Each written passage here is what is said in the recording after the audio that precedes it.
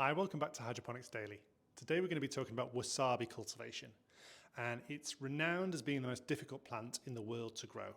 If you look on a BBC article, it'll say this. People who grow wasabi say this, but it's not actually true. It's quite an easy plant to grow. And it's a brassica, so it's in the brassica family or the crucifer family, so cabbages, broccoli, things like that it's related to, and its nutrition will be similar to that. So it loves things like calcium and sulfur. So that's a top tip. Add extra calcium and sulfur to get the really unique and extreme taste of the wasabi. Other things about being a brassica: cabbage white butterflies will attack it, flea beetles will attack it, and one of my top tips is grow it in a greenhouse, grow it in a polytunnel, keep those flea beetles and those cabbages away, and it'll grow really well. It's obviously grown for its swollen rhizome here under the ground, and that takes many years to grow, and that can fetch many hundreds of dollars per kilo if it's good quality. You can eat the leaves, and you can sell the leaves, but they are not as valuable as the swollen rhizome. It will produce a inflorescence, a bit like thale cress, if you know that, Arabidopsis, very thin. The seeds are very small, and they're very difficult to propagate from seeds. The best way to propagate it is just division, so get a sharp scalpel or knife and cut it in two, making sure that you get some of the apical meristem and leaves tissue from both plants, and just keep it going again and again and again, and eventually, within a year or so, you'll have hundreds of wasabi plants. So why is it notorious as the most difficult plant to grow then? Well, the first thing is it does not like to dry out the soil. It's described as a riparian species, which means it grows in rivers and flowing streams. But people think they get that information and they go, right, I'm going to put it in a waterlogged conditions, and that's not true. It needs to have oxygenated moisture around it at all times.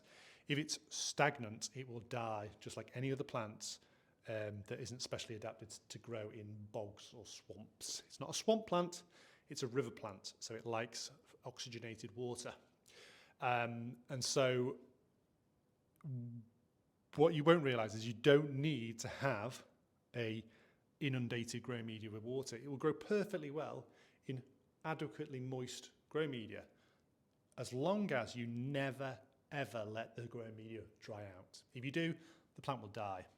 If you allow it to get into full sun in the summer, it will also die.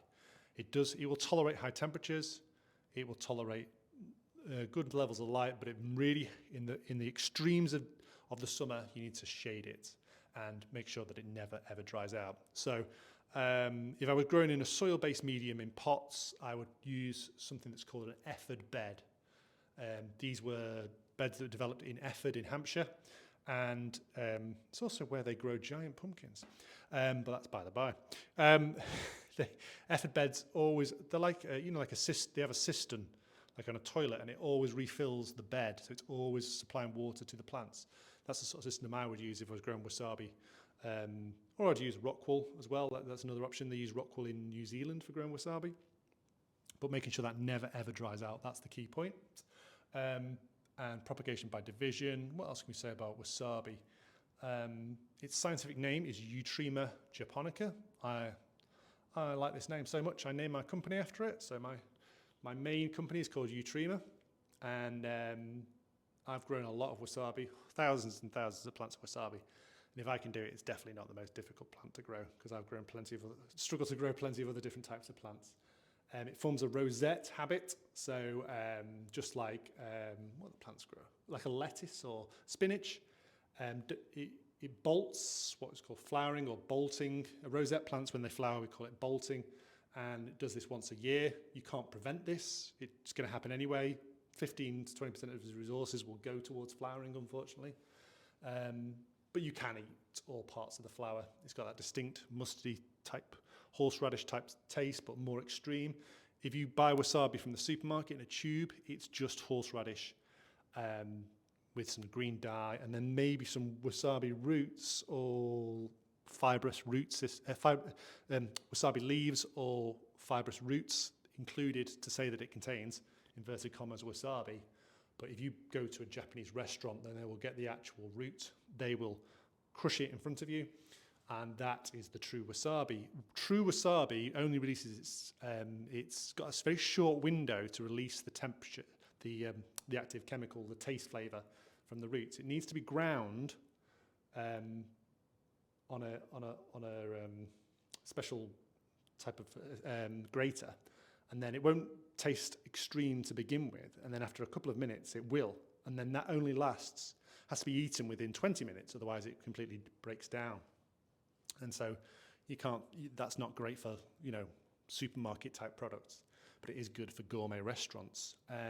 They use in Japan traditionally a shark's fin type grater because, let's have some cruelty in there. I'd advise not using a shark's fin grater in there. I would use just a normal grater. It's not going to add to the taste by coming from a shark. Let's think, what else can we talk about wasabi? It's a really cool plant. If you tried to grow it before, let me know in the comments. And it grows really well if you use liquid gold in the UK, or if you're in America, gold leaf. I've grown thousands of plants with it. And top tip, here we go. So if the grow media to choose, I would use normal cocoa with a bit of grit in there. I would not use perlite. I thought perlite would be great for this because it's sort of mimicking that river bed. But wasabi plants hated perlite, and I think it's something to do with the aluminium in the perlite. Everyone thinks perlite as being this innocuous, inert media with no nutrients, but it actually contains a lot of aluminium silicate, and I think the aluminium is toxic to the plants, and it's toxic to a lot of plants, but particularly wasabi. So don't use perlite, use cocoa with a bit of grit in there, natural stone. Okay, so Hydroponics Daily for today, wasabi.